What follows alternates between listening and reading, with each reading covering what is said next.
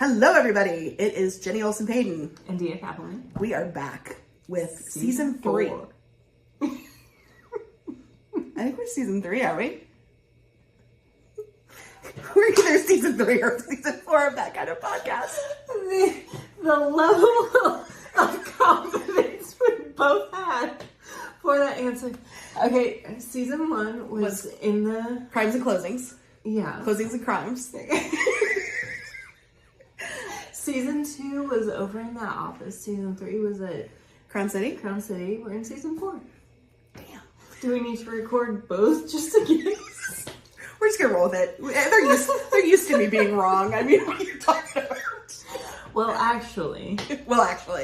We're back. And it's been like, what, a year? And a half, I think. Yeah. We also How long have you and Richard been together? Like a year and a half, I think. Because Richard was just our good friend Richard. Yeah, that was clever. Yeah, it was really. So I had this He grand... was just our good friend when you said that. She's married to him now. I got to marry them. It was great. So yeah, no, that's been in the works for a long time. So, yes. Your works.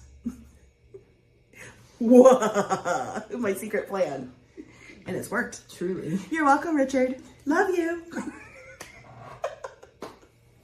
So we're back.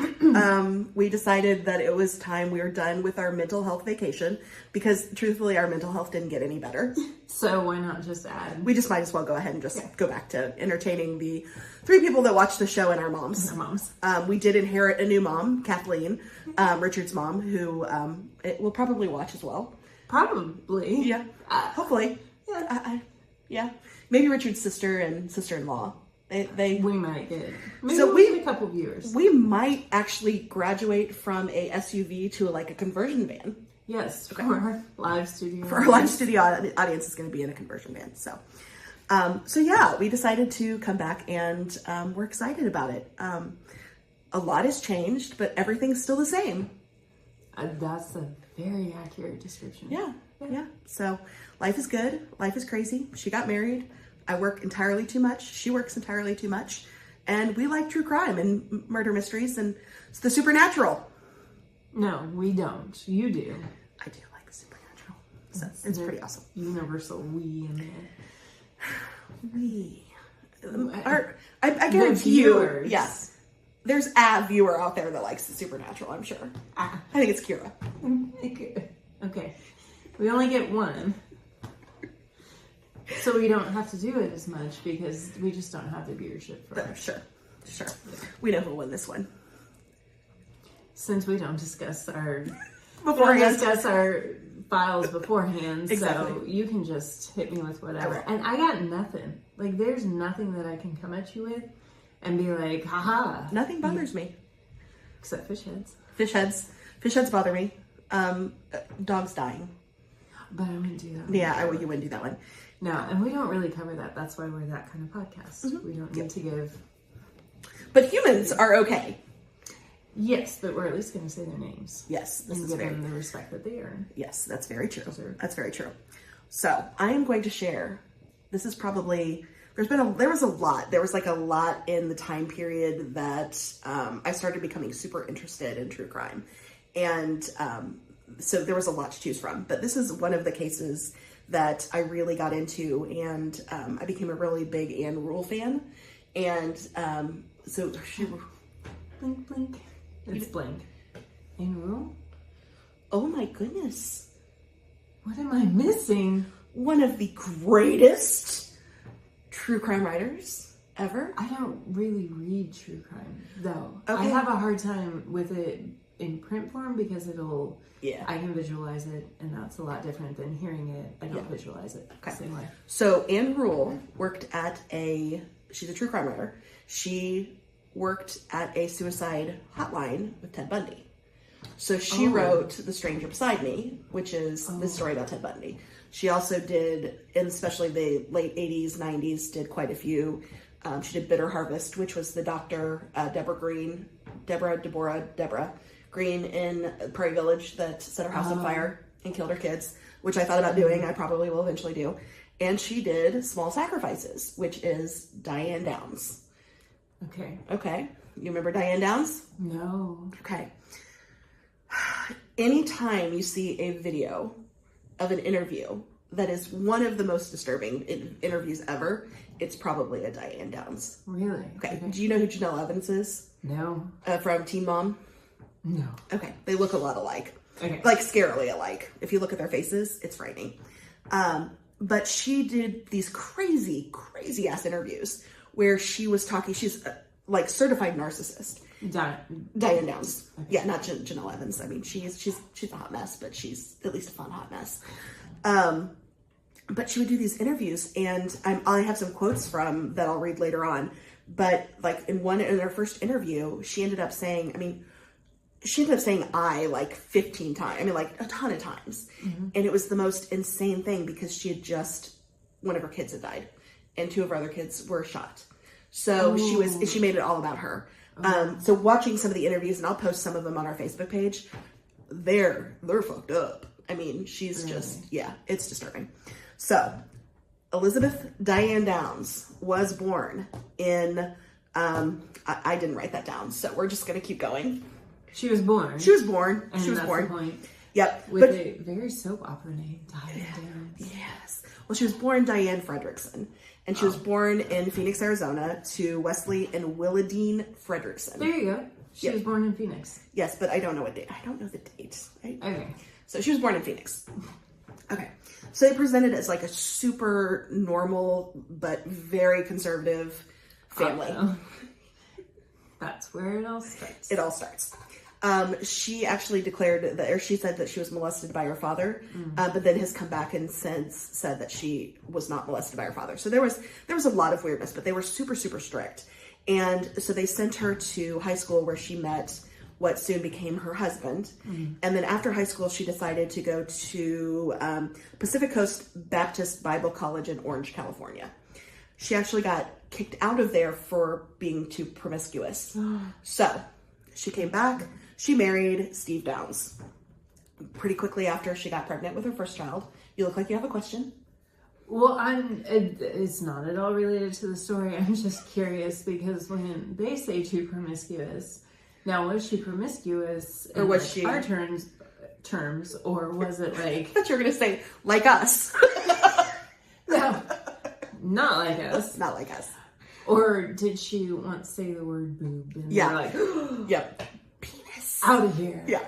Yeah. I would be interested to do that. But she has like a long history of using both sex and motherhood as a weapon. She's weaponized. Gotcha. So I have a feeling there's probably some pretty decent. So this probably is the start of something. Yeah. Okay. Yeah. A lot of her childhood was described as very cold, just not warm and fuzzy.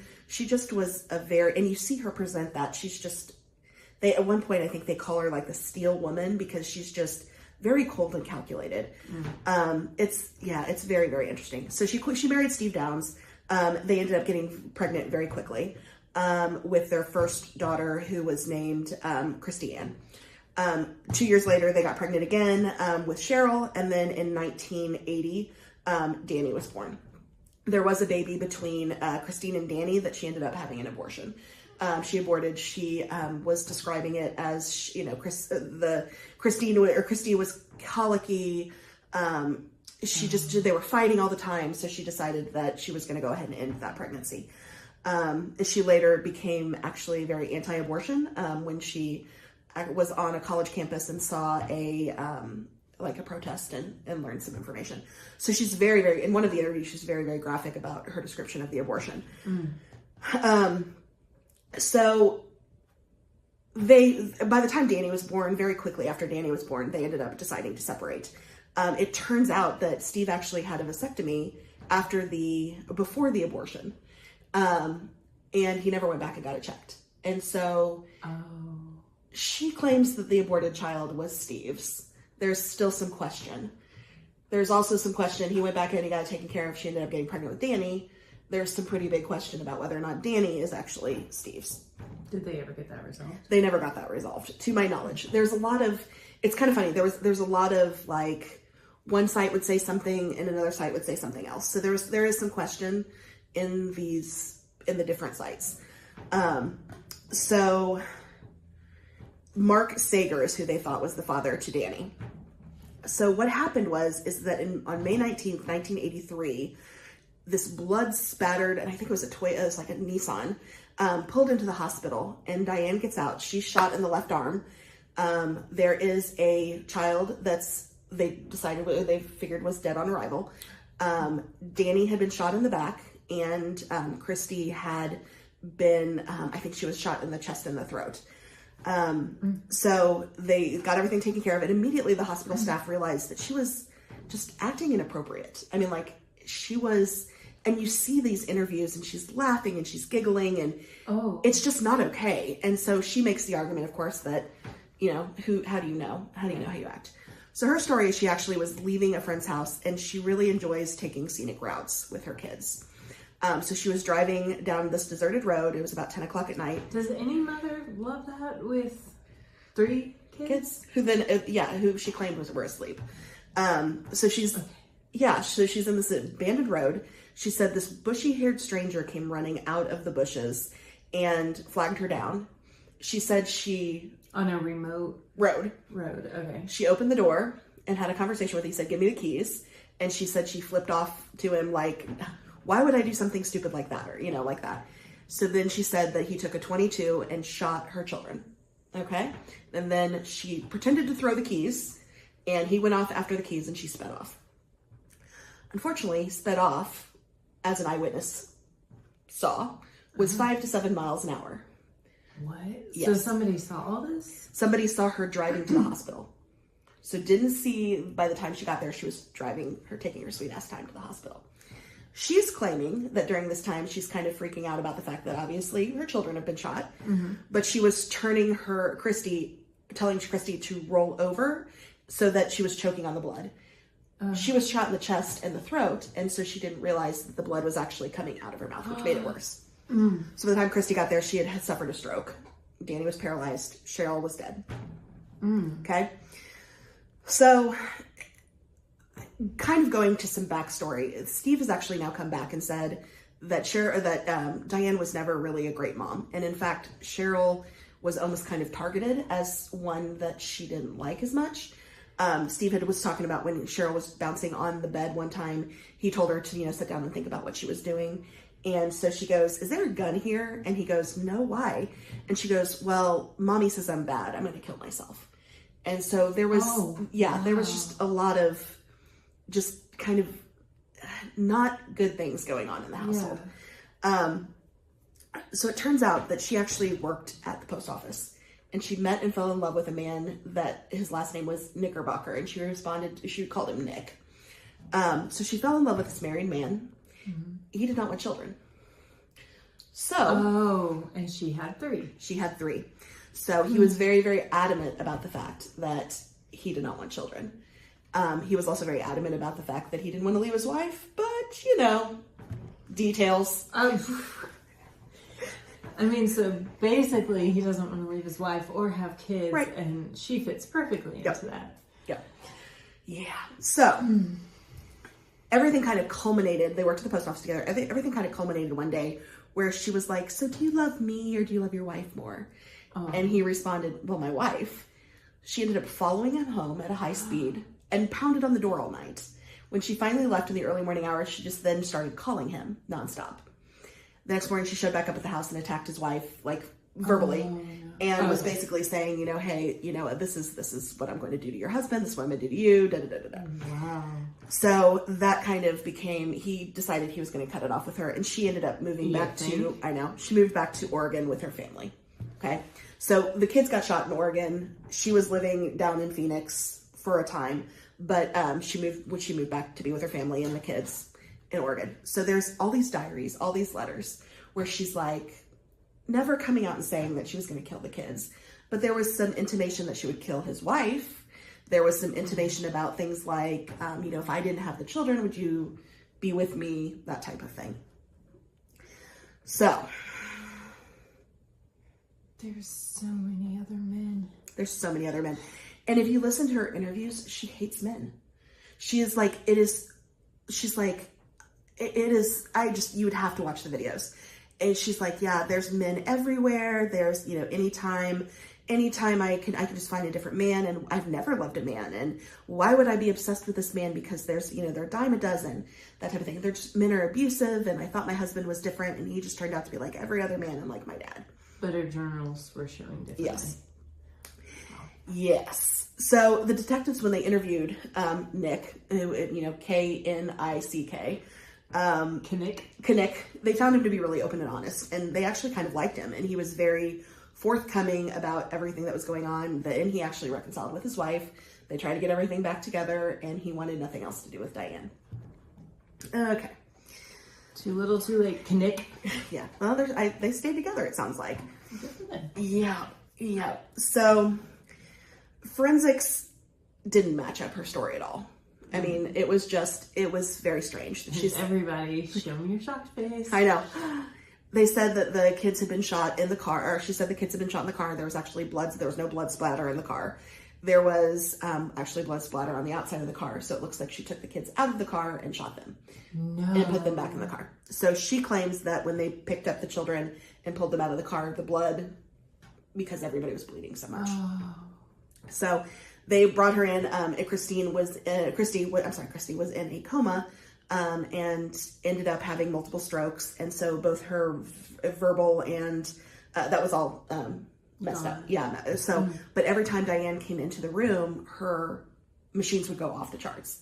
Oh. And so she was freaking out. And then there's one incident where, Diane came and sat next to Christy and held her hand and said, "I loved you." And the nurse was like, it was the weirdest thing. She said it through clenched teeth. It was really cold. And then Christy's like blood pressure went off the charts. And so they were like, how old is Christy at this point? Christy is, I want to say she's like 8. Okay. Yeah, she's definitely younger. I mean, old enough to know what's going on, but on the younger side. So things are just not adding up. She then does an interview in which she still has the cast on, and she does like a play-by-play of what happens in the car. And she like hits her arm, and she's like, "Oh my gosh, I hit my arm." And she's laughing and joking. And her kids are literally still in the hospital.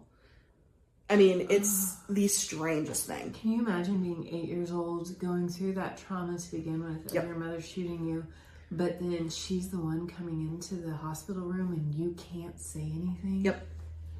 I can't even imagine. Yep. So the other thing is the kids were shot with a .22. The interesting thing is she claimed the .22 was never found. And I mean, we're talking because the bushy hair guy ran off. Well, of course. Yeah. Of course. And nobody could find the bushy hair guy. But it was because he's in the forest. Apparently. So they actually, the way they describe it, it's kind of like a road that's going over like a pond. And so there's a pond, but they searched the pond. The prosecuting attorney literally was on his hands and knees, crawling everywhere, trying to find this gun. They never found it. But she said she never had one. Well, it turns out both Steve and Nick said she did have one that she always kept in the trunk of her car. Oh. So, yes. So we think that that's probably what ended up happening. So she was actually arrested finally on February 28th, 1984. And her interview, I have to read these quotes. So shortly after the attack, she did this second interview, not the one where she was showing everybody in the car, all that. This is a quote from it. "Everyone says you sure were lucky. Well, I don't feel very lucky. I couldn't tie my damn shoes for about 2 months. What? It is very painful. It's still painful. The scar is going to be there forever. I'm going to remember that night for the rest of my life, whether I want to or not. I don't think I was very lucky. I think my kids were lucky. If I had been shot the way they were, we all would have died." So in this one, she also says that as soon as her children were shot, she was transported back in her future, or back to the future. She was transported back to how she felt society. I wish I wrote the quote down, but something like, "This man was oppressing me. Society was oppressing me because I was a woman alone." And so she goes off on this tangent about somebody described it as verbal vomit, and that's exactly what it was. A whole interview, and she's smiling inappropriately. I mean, and I know there's no way to act, there's no good way. I mean, and we have a lot. John Benet Ramsey's parents, they got a lot of crap about that. I mean, so, and I get it. And honestly, I'm one of those people, I probably will find a dead body, and I'd be like, yeah, I can see it. It's a different mechanism. Yeah. For some. This is just eerie. But I don't feel like your 3 children being shot and your complaint is about tying your shoes. Mm-hmm. So when she's arrested, she's pregnant again. No. Yep. So she's pregnant with this is her 5th pregnancy. Mm-hmm. She actually, no, this is one of the things too that was on different sites. She was also, after Danny was born, supposedly she became a surrogate. One site said she became a surrogate and actually had another child named Jennifer that was given, obviously, to the mom that she was being a surrogate for. The other site said that she never passed the psychiatric evaluation. Both sites said that she failed the psychiatric evaluation. So whether or not she was the true surrogate, we don't know. But twice, because she was a narcissist. She was histrionics. And then I can't remember what the third diagnosis was, but the narcissist is very, very obvious. So she's pregnant.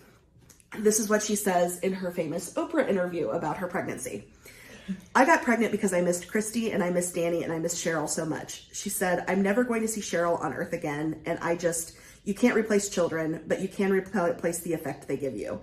And they give me love. They give me satisfaction. They give me stability. They give me a reason to live and a reason to be happy. And that's gone. They took it from me. But children are so easy to conceive. Yeah. What? Yep. So she ends up having the child shortly before sentencing.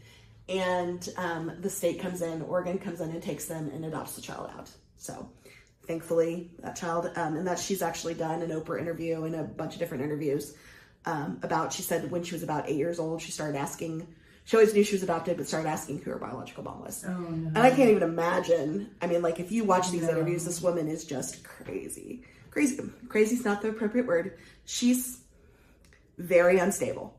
Very unstable. So yeah, she just, and so in this interview with Oprah too, Anne Rule shows up because Anne wrote this book. It is almost comical. I watched the entire interview this morning. It is almost comical. She's like full on attacking Anne Rule. And they're just like, they're bickering. She's like, you got everything wrong, da da da da. And Anne's like, she's like, you've never talked to me. And Anne's like, do you remember when I was there? Like October 10th? It was very funny. So Anne kept her cool, but Diane was just Anne wrote a book about it. Small Sacrifice. And Diane did not like Correct. How she was portrayed. Correct. Of course, when you kill your children. Do it, and then you don't have to worry about how the true crime writer portrays you. Yes. So, yeah. So there was, this case really was a huge passion piece for the prosecuting attorney.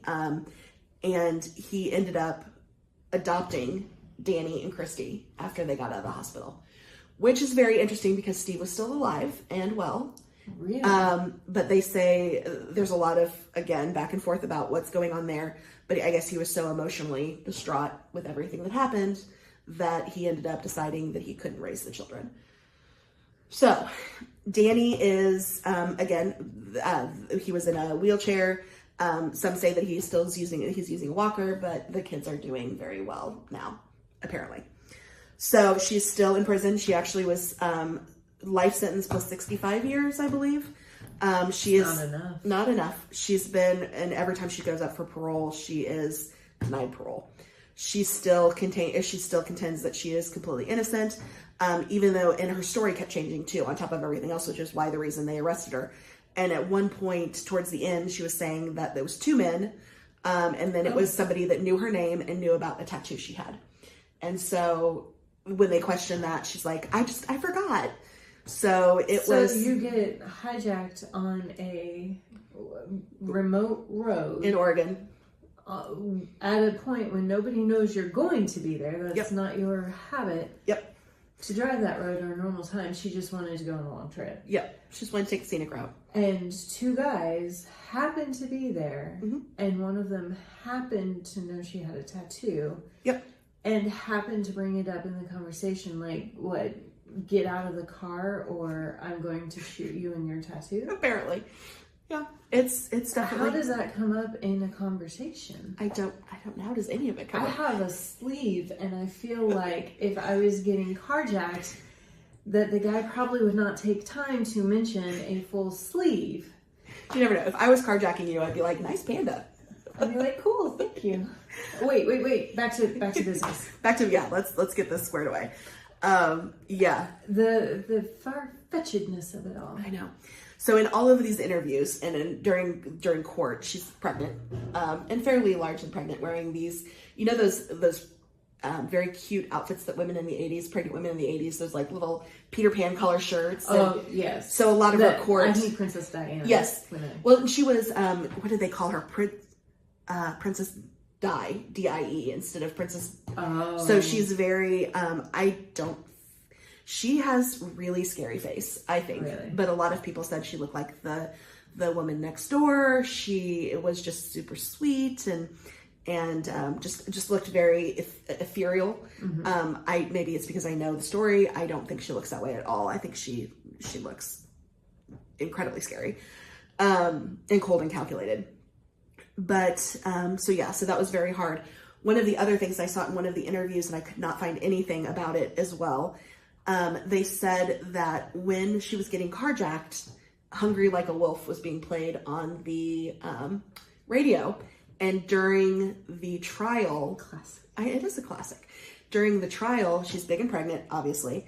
They play Hungry Like a Wolf, and she starts bopping. They describe it as bopping. So she's like, she has her hand on her belly, protecting the baby, and is just like, jamming out to Hungry Like a Wolf. And so I'm sitting here thinking to myself, if some strange man, first of all, if my kids are in the back seat sleeping, I probably wouldn't be playing Duran Duran as loud as I could. The second thing is if I'm on a deserted road and some strange man comes up and flags me down, I'm probably going to turn down the radio. Yeah, because you're trying to have a conversation. You would think. Especially with two of them. And talking about tattoos. Yes. And where'd you get your work done? Yeah. Great lines. Whose is that? Yeah. So it's, I highly recommend, if you've not seen the interviews, watch the interviews. Okay. 2020 did an interview, and the lady that hosted it, which I should know her name, I don't. She said it was one of the scariest interviews she ever did, because it was just so, it was I, me.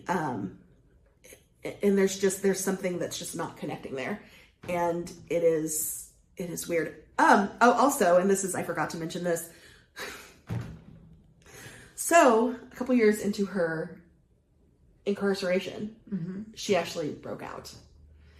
What? 14 state manhunt. Oh my goodness.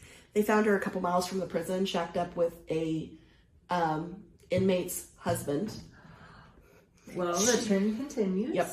So she was moved to a maximum security prison. Where is she at? I did write it down. California. So she's moved to a more secure facility in California. But yeah, and she said that they're like, well, where were you going? She actually scaled the fence and got through the barbed wire. They're like, well, where are you going? She's like, well, I knew who it was that killed my kids. I was going after him. But yet she was there for like a week shacked up with the inmates. And so when she was questioned about that, Oprah questioned her on that, and she's like, well, they hadn't had sex in 5 years. So again, she has this long history of using sex as a weapon and motherhood as a weapon. And that is just incredibly unfortunate. So she claimed that she'd always wanted to be a mom, and that being a mom was the greatest joy of her life. And it was just very interesting. One of the other things they ended up finding was a unicorn statue, a really heavy unicorn statue with "I Will Love You Forever," Cheryl, Christy, and Danny. Or I guess it was Christy, Cheryl, and Danny.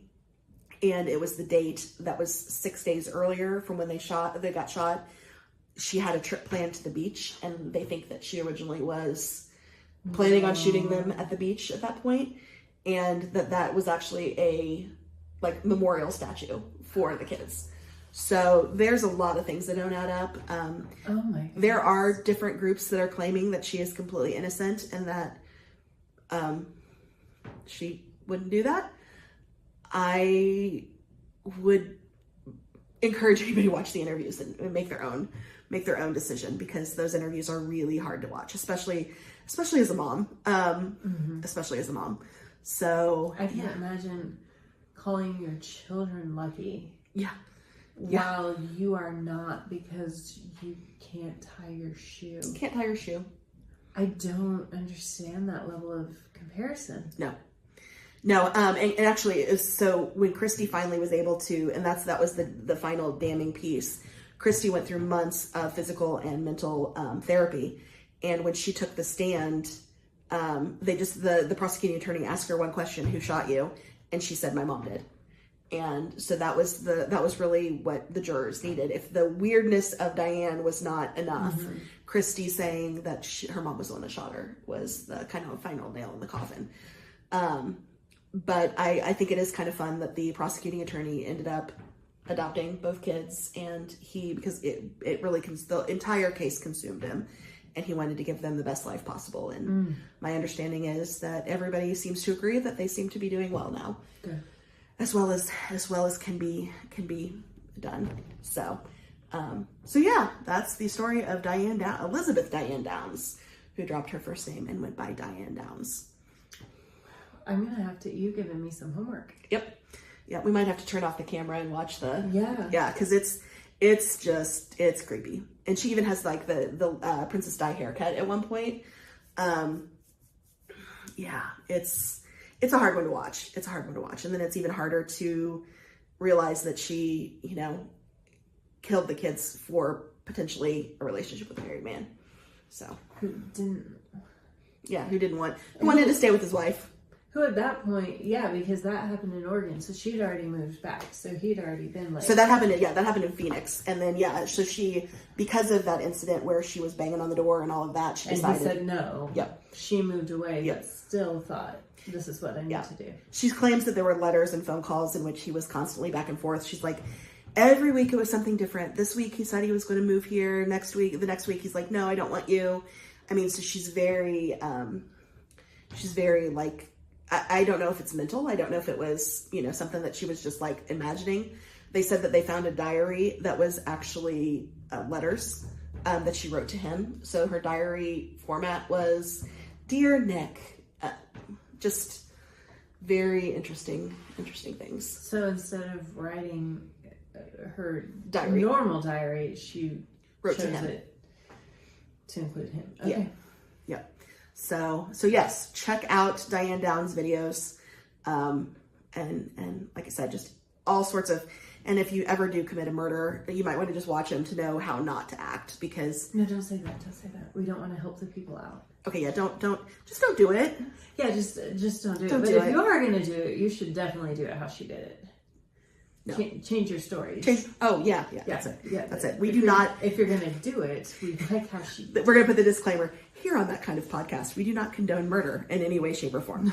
But if you are gonna do it, just know that there's be done about it. Yeah, there's being confrontational and laughing and giggling is probably. I would think that that's a pretty easy thing to not. I would think most detectives would look at that and be like, yeah, let's investigate that a little bit further. Yeah. You are upset because you can't tie your shoes. Okay.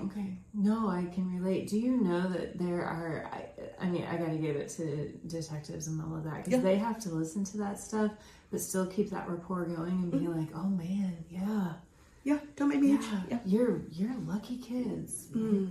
Yeah. So, all right. Well, that was a great kickoff to That Kind of Podcast. We're going to be back in 2 weeks with Dia is going to do her murder. I think I have an idea. Good. I think I knew. It's a pretty popular one, but I like the friendship aspect in it, so we'll see. Should I be worried? No, it's gonna be. You're not gonna lure me into. Let's go to the forest, Jenny. No.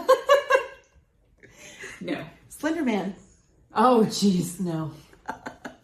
So, all right. Well, it's good to be back. Hope you guys enjoyed this. Hope you're glad we're back, because we are. We love our people. Yes. So don't forget to share and like and subscribe, follow and subscribe and do all the things. All the things. All the things. So have a great day. See you later.